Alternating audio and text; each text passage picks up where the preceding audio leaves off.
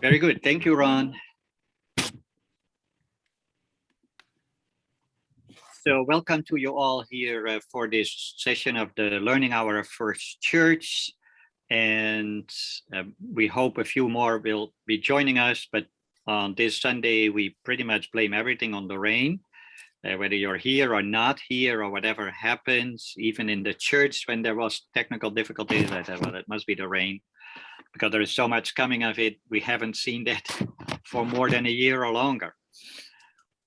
So special welcome for you, Julie Taylor, the Executive Director of the National Farmworkers Ministry. And if you haven't read the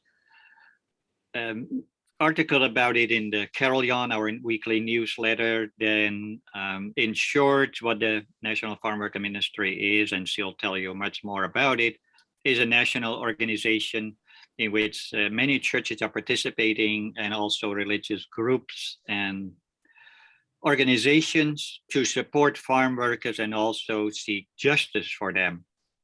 That's also why this learning hour is actually hosted by not only the adult education ministry at our church, but also the justice and service ministry in our church, because I think it's an adult education learning topic, but it is also very much an issue of justice and service. And that's why, as you already, we just talked about, Sophia, there is, churches can have offerings for that as an offering of justice and service.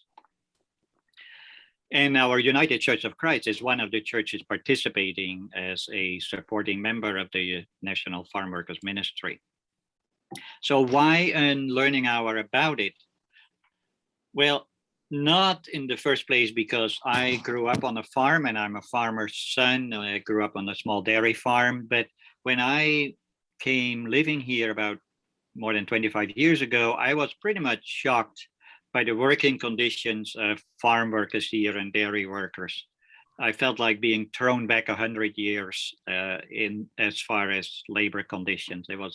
It's beyond my imagination how this goes, coming from Western Europe. And so it has had my concern and attention since then. And I cannot remember that in the past 5 years that I am a member of the church in Berkeley, the first church, we have talked much about farm workers. We did in the Alameda Church, Sophia, at least once a year, but it doesn't get a lot of attention. And it's a little bit with farm workers as with prisons, they are so much hidden from the general public. We have no idea. And so being a member of the adult education team, I thought this was one of the topics that we should have a learning hour about to learn more about it. And that's why we are happy to have you, Julie Taylor. Thank you for accepting the invitation and for the contacts we had so far to tell us more about the National Farmworker Ministry, what's going on with farm workers, with the ministry, organizations, and how we can be supportive. And you have been the director since about the last 5 years, but you have been advocating for farm workers much longer, also working for the National Office of the United Methodist Church and Women. So we are happy to have you, and I'm sure we will learn a lot from you. And I hope this spreads to our church beyond the 6-7 people here at the moment. And the word is yours, Julie. Thank you. Thank you, Willem. And thanks to all of you for taking the time to come out and have us learn together today. It's a joy for me to be here. It's good to see Sophia too. So National Farmworker Ministry, this year, every year we focus on a theme. This year we talked about food justice. So I'm gonna share some things specifically related to that, but to sort of give you a little bit more of the background that Willem was talking about. The National Farmworker Ministry's mission is to educate, equip, and mobilize people of faith and conscience in the farm worker movement. We got our start as migrant ministries. National Council of Churches in the 30s had migrant ministries all over the country. And California had a very active group of migrant ministry folks. And they were going into the labor camps, taking food, clothing, sharing faith with them, performing baptisms, taking the Eucharist, trying to find access to local health care, daycare, all of those kinds of things. And in those relationships, began to ask some of the same questions Willem is asking, like, why is the housing so bad here? Why do we have to take food? What's these folks are working long hours every day, but they don't have enough money to support themselves. And so when Cesar Chavez, Dolores Huerta, and Larry Itliong were organizing in California, Cesar especially asked if the faith community would come and literally stand on the picket lines with them, support their strikes and all of that. And so the California Migrant Ministries decided to move in that direction. And in 1971, they incorporated as a small nonprofit separate from their umbrella of the National Council of Churches, but to focus on really education, raising awareness in the faith community, and advocacy, dedication to systemic change. And so it comes out of our faith, right? So in James, we see this verse, listen, the wages of the laborers who mowed your fields, which you kept back by fraud, cry out, and the cries of the harvesters have reached the ears of the Lord of hosts. There's a menacing part of that passage. I think sometimes those of us who are people of faith ought to use a little bit more to see if it might have some impact. The Deuteronomy, you shall not withhold the wages of poor and needy laborers, whether other Israelites, or this is the New Revised Standard Version, their translation is aliens, we could say immigrants, who reside in your land in one of your towns. You shall pay them their daily wages before sunset, because they are poor and their livelihood depends on them. Otherwise, they might cry to the Lord against you and you would incur guilt. There's another little bit of a threat there, simply because we know that God cares for the poor and marginalized. It's said over and over in scriptures. And in Micah 6:8, he has told you, O mortal, what is good and what does the Lord require of you but to do justice, love kindness, and walk humbly with your God. At the core of National Farmworker Ministries is justice and care and faith, and that's embedded in our values. I invite you to go to our website and look at our values. But this is sort of this is the foundation of the work that we do. And also the simple belief that it isn't, farm workers are not those who have no voice. We are not here to be the voice for the voiceless. We are here to amplify the voice of farm workers because they, as we are people, many are people of faith and conscience and are just crying out for different circumstances. So who are farm workers? So we have a $200 billion agricultural industry. And so these are the men, women, and children who work on farms and ranches and keep all of that going. There are about 1.5 to 2 million. Sometimes people will say 2 million to 2.5 million. It's always pretty difficult to have an exact count. There's a number of farm workers that are never counted because they're paid, as we would say, under the table, or they're paid in cash. They're not kept track of very well. But these are the people who plant, pick, and pack our fruits and vegetables. They work in fields, they work in nurseries, they work in dairies and feedlots. About 70%, more or less, are immigrants, and 50% are undocumented. And of that 50%, at least that many have been in our country more than 10 years working in our fields and stuff. They may have gone back and forth, but they have actually been here for about 10 years. So when we talk about farm workers, we want to talk about food security in relation to them. And so what are those basic, well, again, counting is a difficult challenge. let's define food security, and that's the United States Department of Agriculture says access by all people at all times to enough food for an active, healthy life. So food insecurity is simply the opposite of that. There are lots of, we could flesh out and spend a lot of discussion time on all of the things that prevent that, but that's the definition. The people who do this work for us, there was a study of farm workers in Georgia, and amongst those farm workers, 60% of migrant and seasonal workers that were surveyed struggled to feed themselves and their families.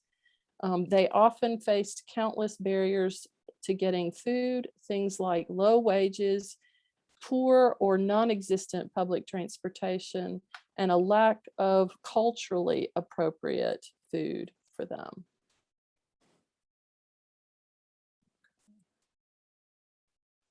Right, I went a little bit too far. There was a 2017 study here in North Carolina. The farm workers here, about 200 of them participated in the study. Folks went to North Carolina labor camps to ask them so that they could understand a little better what some of these barriers are. And I think I'm going to show you a video in a minute. It will help to illustrate that, at least from the perspective of some of our farm worker friends in Florida. But 91%, and this is in North Carolina, but obtained most of their food from superstores like Walmart. The remaining 9% said they shopped at supermarkets like Food Line. So in North Carolina, Food Line is a very sort of prevalent grocery store and one of the least expensive grocery stores in North Carolina. A lot of farm workers actually also got supplies at Family Dollars or dollar stores. They're more prevalent than Walmart.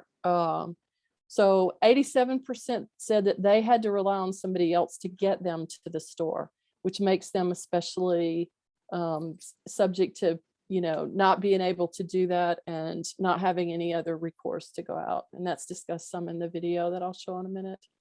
I wanted to share this with us because we're in churches, but 18.5% relied on a church or a food pantry to have enough food to eat. 18% ate food grown in a household or camp garden. I think when you interview farm workers in North Carolina, you're talking, our biggest crop is tobacco. We do harvest other crops like sweet potatoes in the fall, and they do a fair amount of other just fresh produce, but the primary crop here in North Carolina is tobacco. So a lot of farm workers, if they want to have some fruits or vegetables to eat, they've got to grow them in their own space if they can, in the limited time that they have. But even at their camps. And then 17.5% relied on food given by their employer. So Oxfam tells us that a farm worker burns in one day the same amount of calories as a marathon worker, a marathon runner.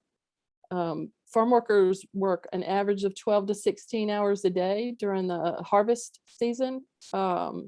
We went out to visit a labor camp last month. I took one of our interns out and their day started at 7 o'clock. We were there at 7 p.m. to meet them, and they were not released from the field until after 8 that night. They'd had a 1/2 hour break for lunch.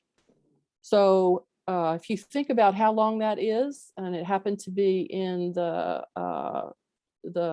beginning of September, it was still in the 80s during the day.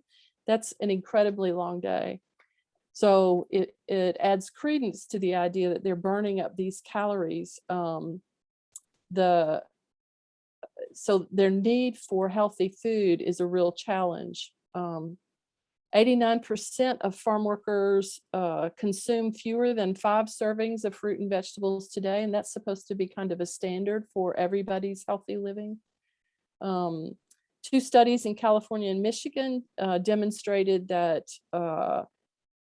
farm workers demonstrated really high rates of chronic health conditions resulting from their poor nutrition and manifesting itself in obesity, diabetes, hypertension, and anemia.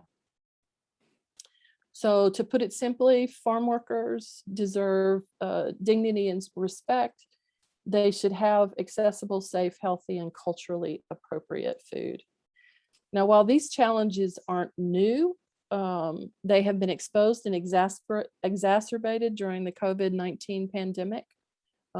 We've heard a lot and seen a lot of stories covering farm workers as essential workers.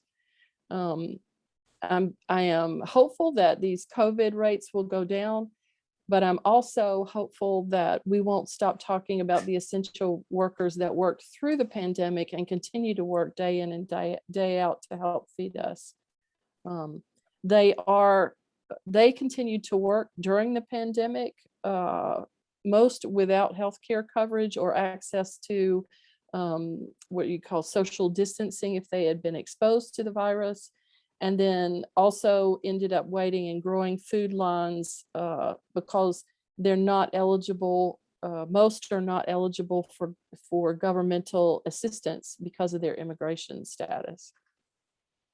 So I want to share a video with you that we produced this year for series, and I want to, in part because I want you to hear the voice of farm workers, but this was filmed in Florida, and you can hear farm workers speak for their own conditions. I will say the beginning of this video is quiet on purpose. So if you don't hear anything, don't worry, it will get louder. You should hear a little birds in the background, but just in case you don't worry.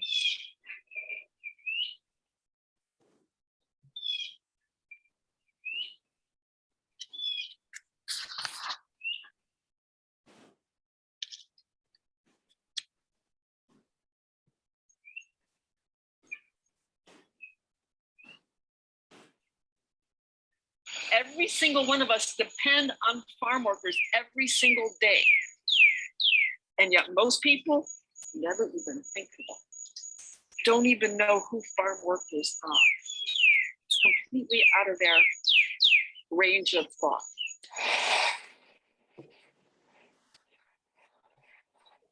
Sabe uno muy cansado del trabajo, que es muy pesado trabajar en el campo. Llega uno cansadísimo y hacer de comerles a los hijos. Tiene uno que cocinar y trabajar y hacer todo a la vez. Our food system is very extractive, and we tend to treat the soil, the workers, the animals that are part of that food production system as expendable, and they're, for that same reason, very exploited. And so food justice means that none of those parts of the food system are exploited, but that they are allowed to work in a safe and just environment.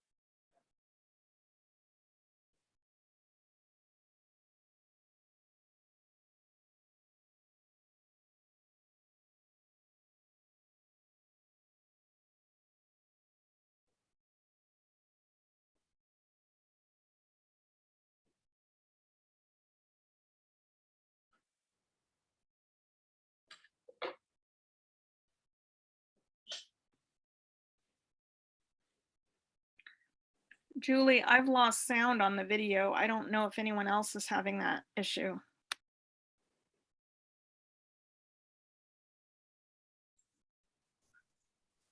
I can't hear either. I think it's because you muted yourself, Julie. Maybe it muted the whole thing. All right, forgive me. Thanks for telling me. Here we go. Full of the people who produced that food and the workers who were involved in that food procurement, that all human rights are respected and that it doesn't displace any other people, that it respects all those involved, so that when it comes to our table, we can be sure that no humans, animals, or plants were unnecessarily harmed in the production of that food. El tener auto es una desventaja porque a veces no, pues no tenemos quien nos lleve, a veces nos dicen no, que en tal hora puedo, a veces pueden, a veces no. Y a veces si no pueden, tenemos que buscar a otra persona que nos lleva. Tenemos que pagar el raite también. Tenemos que comprar todo para que uno ya no salga más, porque imagínense andar pagando también raite cada salida. A veces no, pues no.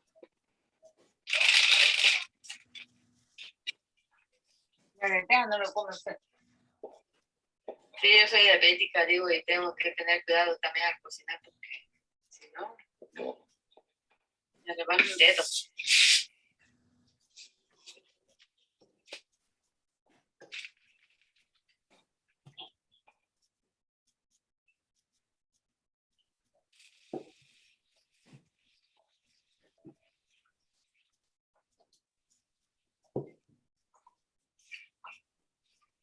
Porque por ver así lo comíamos así, porque como no había para chicha ni para nada, ni para otra cosa, lo comíamos nada más así, solito.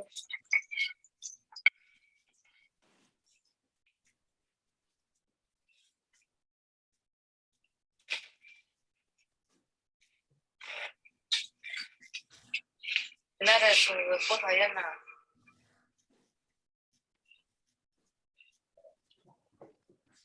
If the only food that is accessible to you is food that is highly processed, that has been robbed of its nutritional value, you're more likely to develop some long-term conditions. And at least here in Florida, the issues that we have seen among workers is a predisposition to diabetes, high, a lot of them already come with high glucose levels. They have high blood pressure, they are dehydrated. And just, the accumulation of all those health factors just puts them at a greater risk.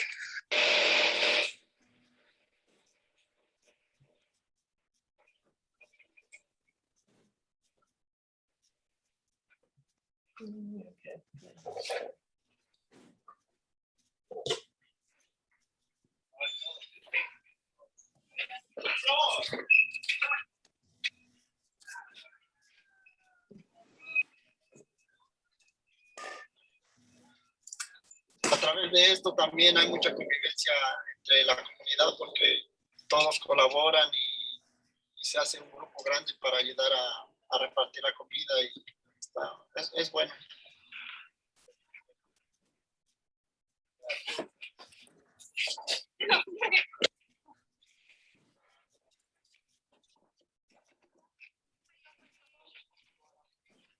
Yo soy campesina de nacimiento. Crecimos piscando fresa, piscando maíz, chile, jitomate, todo lo que se daba en el campo, nosotros lo hacíamos desde pequeñas. El ahora, por ejemplo, cuando la gente viene y me dice, mira, sabes que no tengo, pero nada en el refrigerador y que la organización puede ayudarle con eso, y la gente se va tan agradecida que, wow, realmente es una bendición para nosotros poder tener ese papel dentro de la comunidad y dentro de la organización. Yo me gusta hacer enchiladas o tamales, porque yo soy de San Luis. No, pues a veces pues no lo hago porque no me alcanza el tiempo. Y a veces corre uno para comprar comida más rápida, que pues no viene siendo tan buena, que porque para comer, qué rápido, pues que una pizza. Y pues eso no es nutritivo para los niños ni para uno tampoco. Que tengan buen día. Gracias. Igualmente, gracias. Como donde yo vivo me agarra como a 35 minutos para ir a Walmart. Y a veces por aquí no encuentra uno lo que busca para cocinar algo fresco.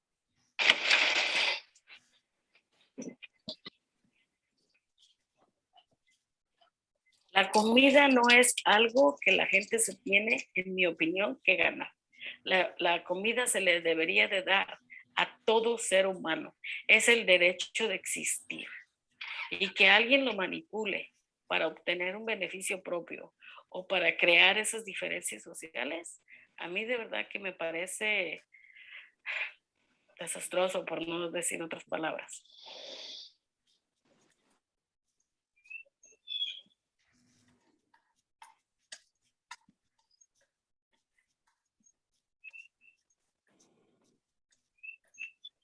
Food sovereignty means giving control back to the people. Give control back to the community, absolutely.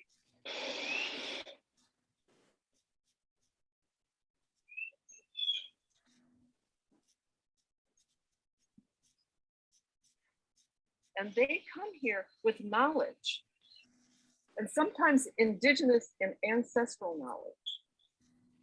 Also, part of food sovereignty is that what you're growing is something that is important to you, that is part of your cultural tradition, that is the food that you know from home, from when you were growing up, and not something that was processed and then boxed and canned or put through a grinder and baked, very easy for you, but it means something that means something to you, to your family history, something that you smell and it reminds you of home.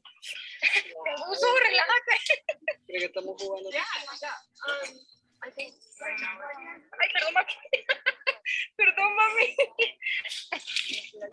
Te digo, Ana, que quisiera hacer jirafa ahorita. No, para alcanzar las de Para arriba. alcanzar las de arriba están Lo bueno hermosas. es que estas son bien flexibles Sí, las sí, matitas. está bien, son bien nerviosas. Yeah. Se rompen con un poquito.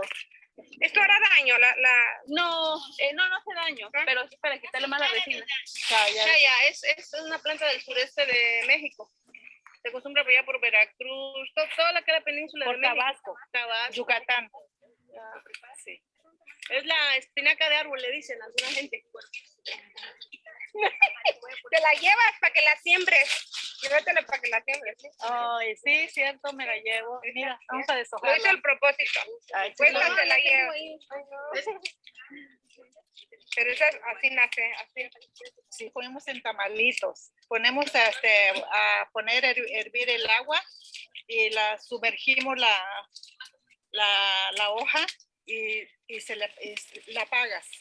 La dejas, la sacas hasta que el agua ya está fría, la exprimes bien y se pica, bien picadita.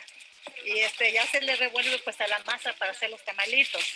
Le puedes poner un poquito de frijoles chiquito, y le puedes poner la mantequita y ya los envuelves y salen muy ricos.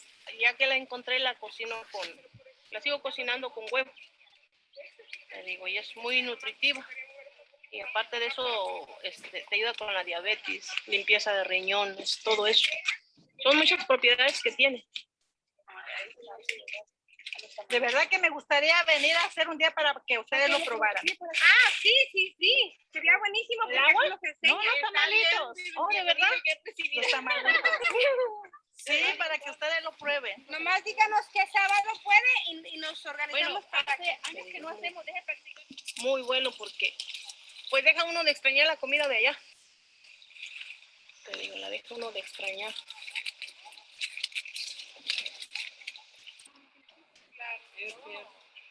Un sábado que vengamos voy a traer huevito con sal. Ah, perfecto. Ya. Y agua de limón.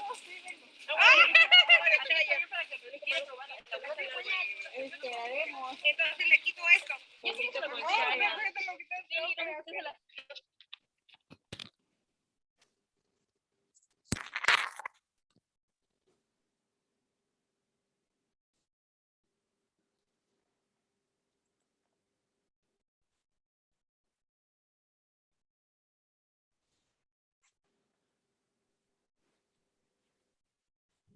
So I want to share a few more things with you and then give us a chance to interact with each other. But what does food justice look like for farm workers? I think in a lot of ways, you heard some of the things that they talked about, the challenges of not having access to healthy food, the what they miss from home, the ways in which in relationship. They want to share food, as all of us do. Jeannie Economos of the Farmworker Association, who was in the video, says justice is not just about wages. It's not just about working conditions. It means giving control to the people, giving a voice to the people, listening to them, and not just listening to them. They need to be a part of the decision making. So she and a number of our farm worker partners are part of a food sovereignty movement, so that farm workers have more say in what happens to them as part of the food chain that brings all the rest of us food. So I want us to look at some of the self-directed solutions that farm workers have given to us. One of those is that we can support farm worker unions and organizations. So you're in California, you're in the state where the first farm worker union was formed. It's a powerful union. It's not the only union in the country. And it's very interesting that all the farm worker unions we work with, they're all organized a little bit differently. They all focus on a little bit different things. But in addition to the United Farm Workers in California, the Farm Labor Organizing Committee is based in Ohio and works in North Carolina and some other places. There's a farm worker union in Oregon, we call it PCUN, Pineros de Campesinos del Noroeste. In Washington State, two of the newest farm worker unions are there. One of them is Familias Unidas por la Justicia in Burlington, Washington, organized around a specific farm. And within the last year, a new farm worker union, Trabajadores Unidas por la Justicia, is in Yakima, Washington. Heard a presentation about them yesterday. But in some of the other states where there are right to work laws and things like that, it's much harder to form a union. And so in Florida, you'll find the Coalition of Immokalee Workers, the Farmworker Association. In New Jersey, there's a farm worker organizing group. The acronym is CATA, but it operates in New Jersey, Pennsylvania, and the eastern part of Maryland.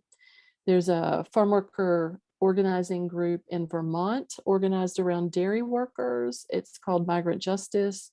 There's a group of farm worker women that are national, Alianza Nacional de Campesinas. They are predominantly in California, but they have branches in other places, as does Laderas Campesinas, both farm worker women groups that do this. About 28% of farm workers overall are women. So a growing number of those. And there's a group in Texas called Lupe that came out of some of Cesar Chavez organizing work in South Texas. But there are emerging groups where legislation has happened or where there's a prevalence of farm workers, such as New York, Virginia, Georgia, Michigan, and some others. We try to literally relate to all of the farm worker organizing groups and to support them in every place, recognizing that sometimes that's a little bit challenging because, again, they take a little bit different approaches, they work on different campaigns, and they have different capacities. But the National Farm Worker Ministry is committed to supporting all of them and to do so in the best way that we can. So the ways in which we support that and their right to organize is crucial to the work that we do. Farm worker rights are human rights. If we have time at the end and you want to talk a little bit about some of the barriers that farm workers face in relation to labor laws in the US, I'd be glad to share that with you. The other way that we support farm workers, and some of our farm workers have organized around food certification programs. With the fair trade movement, this has become a more sort of consumer-friendly way to go for farm workers. The National Farm Worker Ministry currently partners with 4 certification programs. There may be others. We do this because some of our farm worker partners are directly associated with them. 3 of them have food labels potentially that you can look for, but otherwise we encourage folks to begin to ask your local stores about carrying these particular products. Just to be sure, each organization is independent of the National Farm Worker Ministry and they're independent of each other. but they all serve a similar purpose to bring together growers, farm workers, packers, distributors, retailers, and consumers to transform agriculture at various levels and to improve the lives and working conditions of farm workers. So the Agricultural Justice Project, their main office is located in Florida.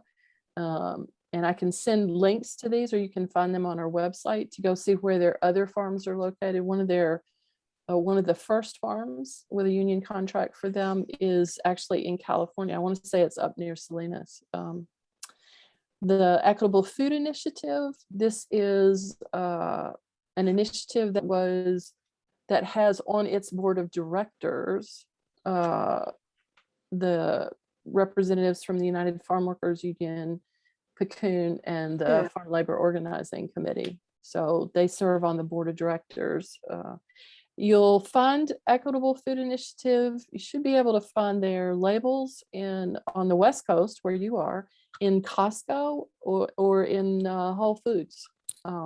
They're not all over the country. It's still kind of a small movement, but we see them more on the West Coast than we do in other places. The other one's the Fair Food Program. This is a program by the Coalition of Immokalee Workers. You'll see these labels more on the East Coast in Whole Foods again. But it's completely run by the group of farm workers that are in Immokalee. So the oversight of the program, the rollout of it, the training and everything is done by them. The Fair Food Program is a worker-driven, socially responsible model that the coalition has gotten a lot of coverage for that. There's some articles that CNN has done about them. And they influence this group, Migrant Justice, that's based in Vermont, in a similar program called Milk with Dignity. And they are trying now to sort of move outside Vermont, but they started around a contract with Ben & Jerry's there and making, again, a worker-driven, socially responsible model of how dairy products reach us. There's also work with dairy farm workers that the United Farm Workers Union does on the West Coast that we've been a part of. And in the midst of all of the food certification programs, a sort of simple, one of our interns created this graphic, but one of the simple ways that we understand, farm workers make more money from the fruits and vegetables you buy directly in the grocery store, supermarkets or whatever, than they do from processes, canned, restaurants, prepared foods, and that sort of thing. Just something to keep in mind in the grand scheme of things.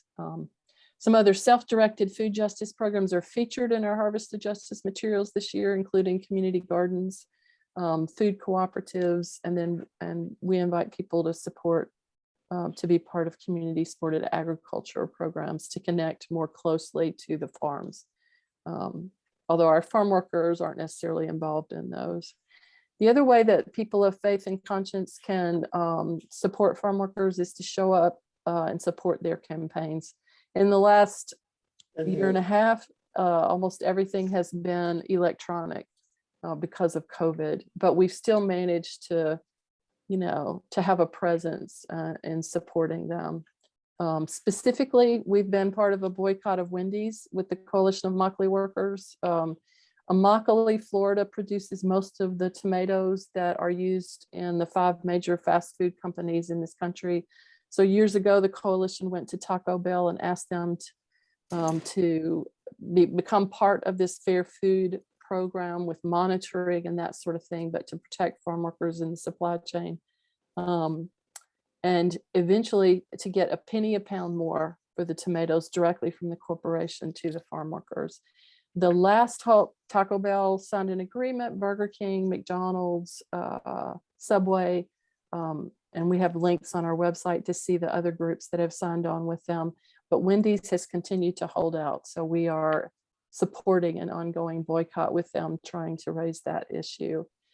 Another boycott that's ongoing is with the Farm Labor Organizing Committee. They work primarily in North Carolina with tobacco farm workers. They've been struggling with Reynolds American Tobacco for years. And and they have a youth e-cigarette boycott going on. We don't have a lot of traction in the faith community around that boycott because so many of our denominations are supporting smoking cessation programs, but we still care about tobacco farm workers. So earlier this year, April, May, and June, we invited faith leaders to sign on to a letter to British American Tobacco. Reynolds sold to British American Tobacco. So now to exert pressure, you have to go higher. But anyway, we got right around 600 signatures for that.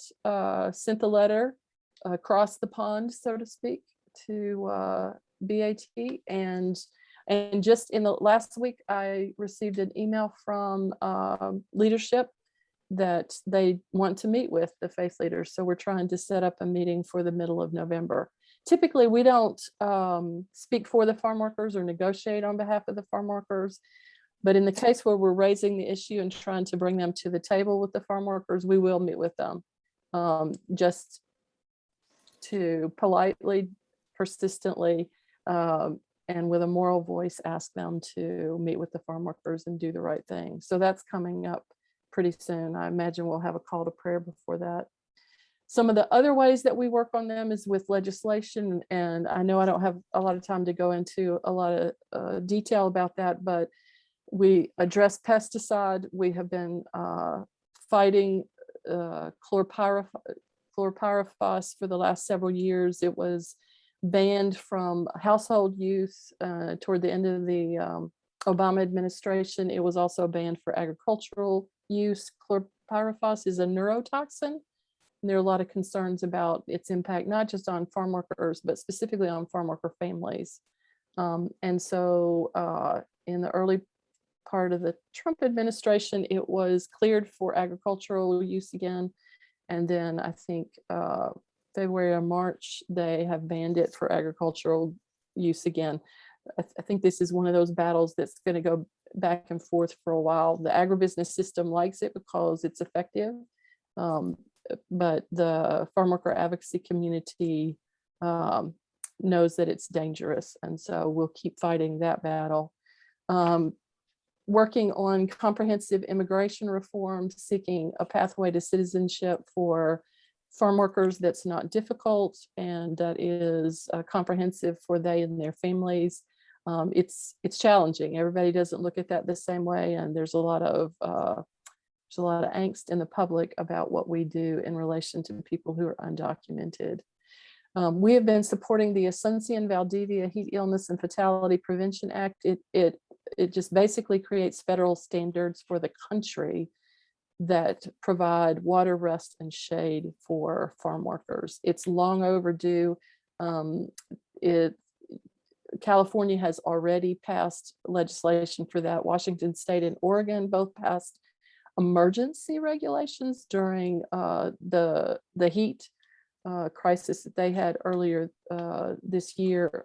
But we need federal, this needs to be across the country. We need federal legislation. So we're still pushing for that.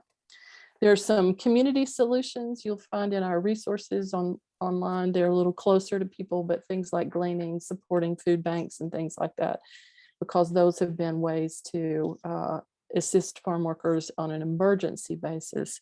But we're pretty dedicated to long-term and systemic change. So, and we invite you to, when you shop and eat, remember farm workers.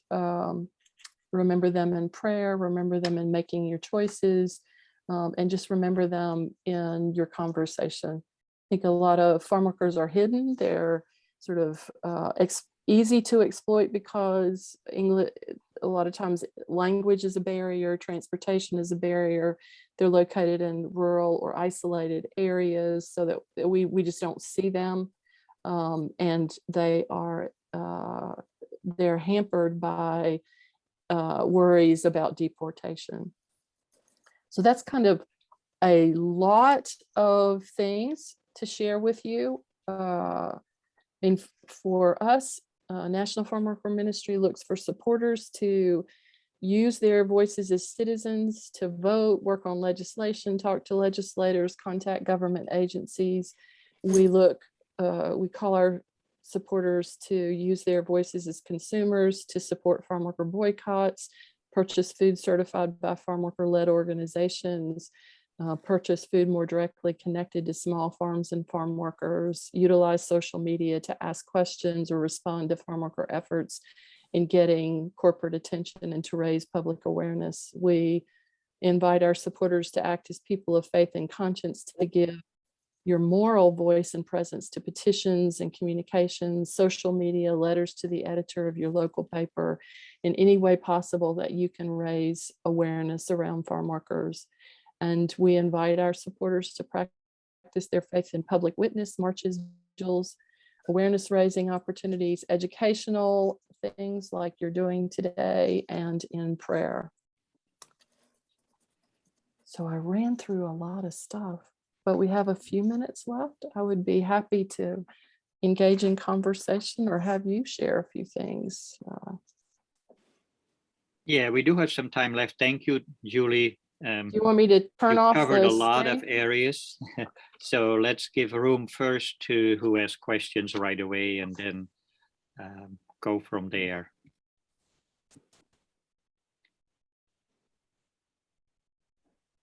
I have a question. Thank you for the terrific presentation. It's really, I learned so much. I wondered if these organizations do things around education and literacy for adults and for children as part of their ministry. So even though National Farm Worker Ministry moved from migrant ministries into education and advocacy, there are still migrant ministries functioning around the country, and a number of them are doing these things. We've got a group, that Farm Worker Ministry Northwest, that does advocacy in Washington State and Oregon, and on their board there's a couple, and they every week they're doing English as a second language with immigrants in their community and doing outreach to farm workers. There's been an effort to do actually virtual English as a second language by a group of concerned people in New Jersey with the farm worker community in Immokalee. It's a sort of an interesting phenomena. It's still trying to get traction. But I remember when the gentleman first came on and talked to me, he said he had a lot of young people. They lived in the Philadelphia area, so they weren't near farm workers necessarily. And because most of the farm worker organizing is further away from them, they were trying to find a group, and they connected with the Coalition of Immokalee Workers. And so they're just kind of started this virtual thing. And I'm going to be interested to see where it is in about 6 months. But there are efforts in communities. We're not working on that, like specifically, but we certainly encourage that kind of ongoing work. And actually in the next year or two, we want to reconnect with our migrant ministry roots, so that we can do a more, what would you call it, more of a partnership around what we know that many are doing on the ground to try to alleviate sorts of issues and help there, as well as what we're trying to do in the advocacy and the efforts on systemic change. It seems like we need to make that a stronger relationship than it is, but does that help? Yeah, thank you. That's great to hear. Well, let me say too, in relation to education and stuff, we haven't explored this. I'm not sure who's really looking at it carefully, but it's been interesting.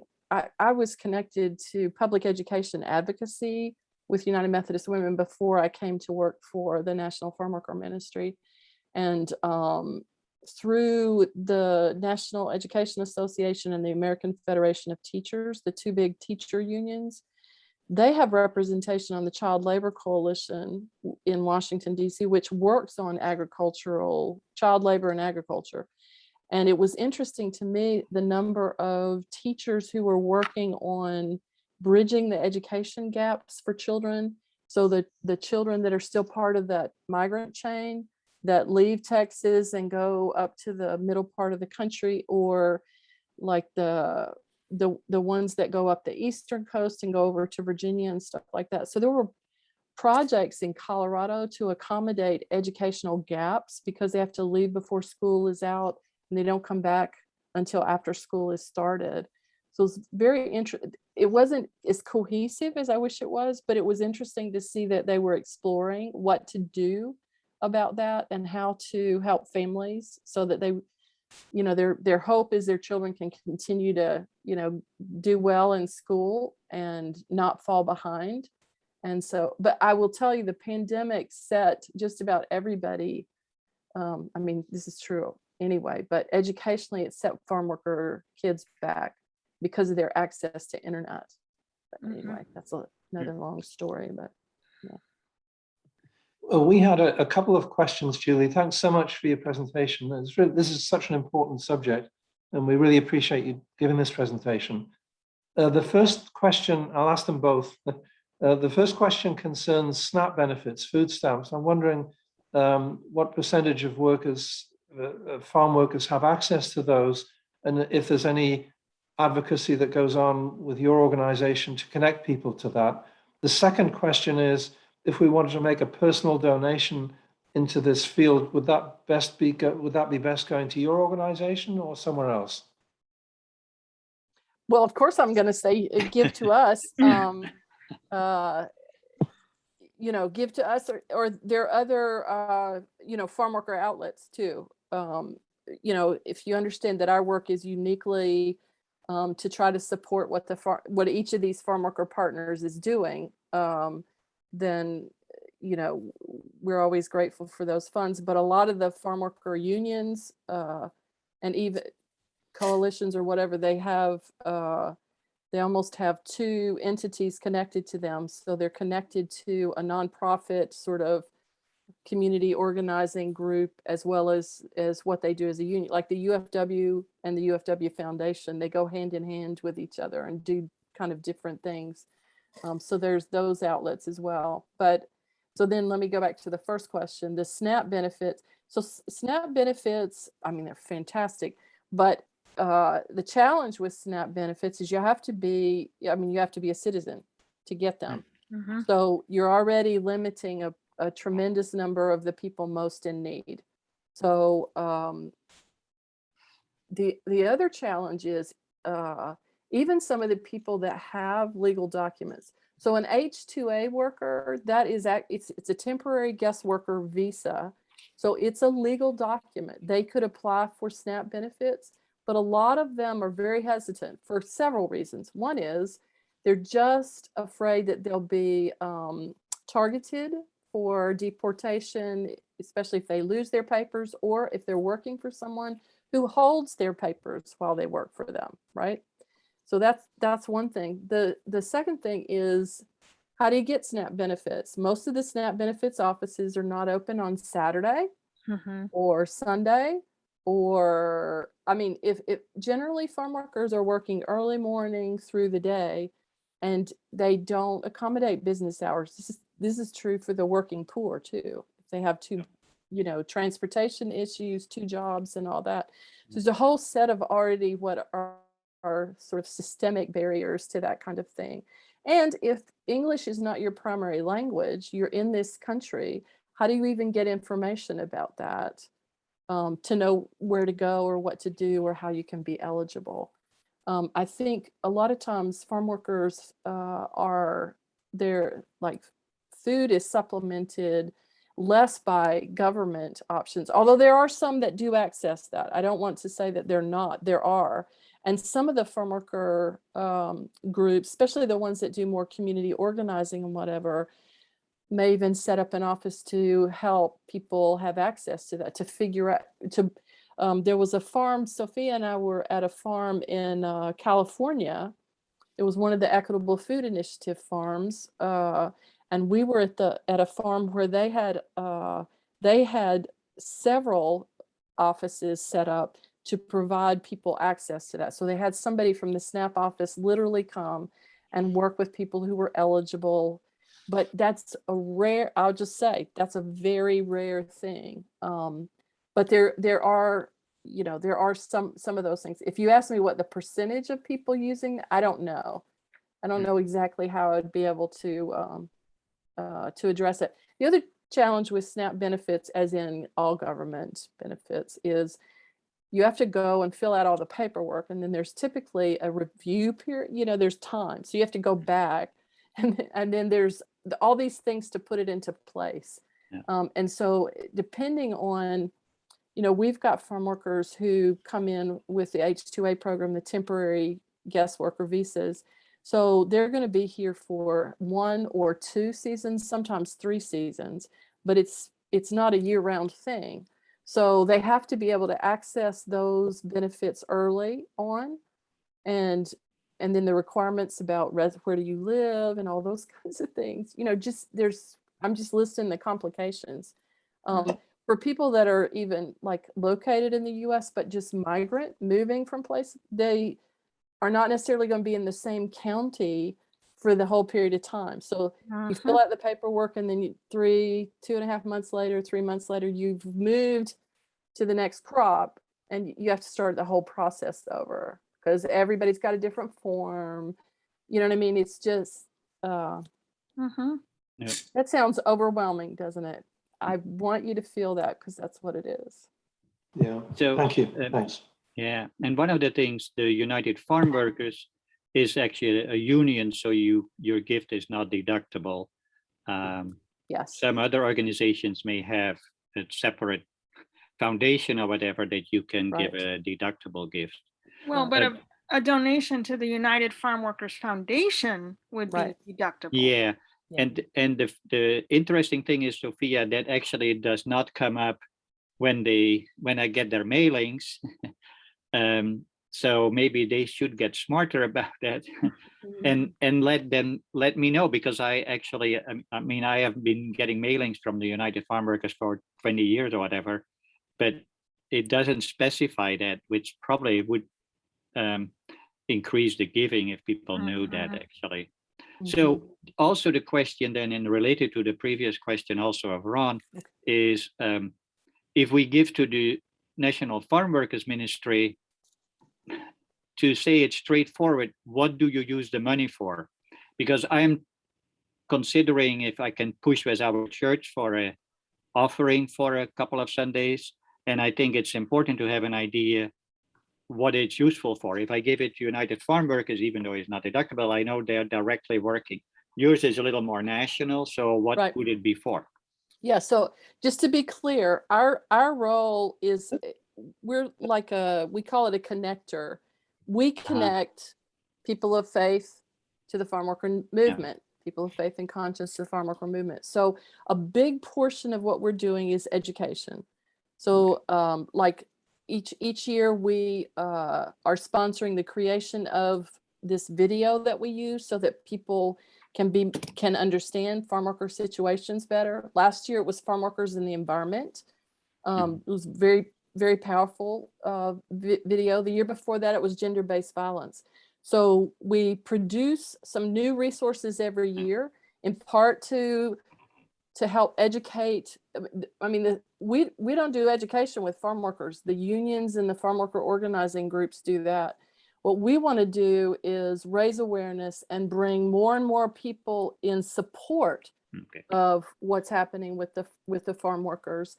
And so the farm workers can call us and say, listen, we're working on a petition, or we're working on a piece of legislation, or we're going to do a march, and we're going to have farm workers there. We need you to bring people from churches. So we're trying to build capacity for supporting farm workers. One of the things that's kind of interesting is there's all these different ways that farm workers organize. And so in some ways we're trying to simplify the complexity of that so that we're helping to support each of them in their own way, and bringing just our, supporters to be part of their efforts in different places and that sort of thing. When we took on in 2015, we were in Bellingham, Washington. The farm workers there said, we're doing a boycott. They'd already started the boycott. They had the boycott for maybe 2 or 3 years at that point with Sakuma Brother Berries that is located in Washington State. And so they invited us on board and said, you're a national organization. We want to expand it from Sakuma to, they distribute through Driscoll's berries.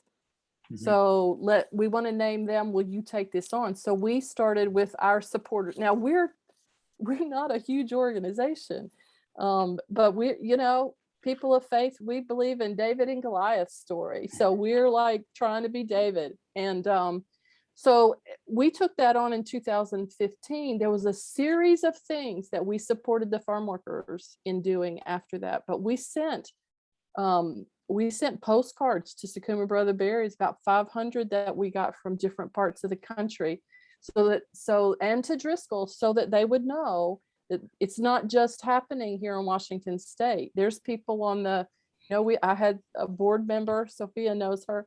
She was not buying raspberries because they're Driscoll's raspberries and she loves them. So she was like so happy when we resolved that one. But Driscoll's literally, we met with the leader of Sakuma and the leader of Driscoll's, some of the board members and I met with them in Washington, DC. They both had PowerPoints to tell us, they were treating farm workers well and they were going to do all these things and we should trust them and we didn't need to be part of this boycott. And we listened and then we said, no, we're going to stick with this boycott. And it was like 1 or 2 months later that Driscoll's basically said to Sakuma, you have to resolve this. What I didn't know is they were getting ready for a new branding rollout, and they didn't want national attention on them. And so in August of 2016, they brought them to the table and signed an agreement that they are still operating under some form of that agreement today. So this is what we're trying to do. Can we do it? Sometimes we're in it for the long haul, the short haul. But when you give money to us, one of the things I say to people is that your money pays, you pay for small office space that we get from a church. It pays for the communication outlets that we use a great deal. It pays the salaries and some benefits for a small staff. I consider staff part of the program of this organization because it's all about relationship. It's time consuming. This isn't a business. It's a ministry and it's about relationship. And you pay for the development of new resources and that sort of thing. Thank you. Yeah, supporting the National Farm Worker Ministry helps the ministry support the farm worker union partners and others who are doing the work on the ground.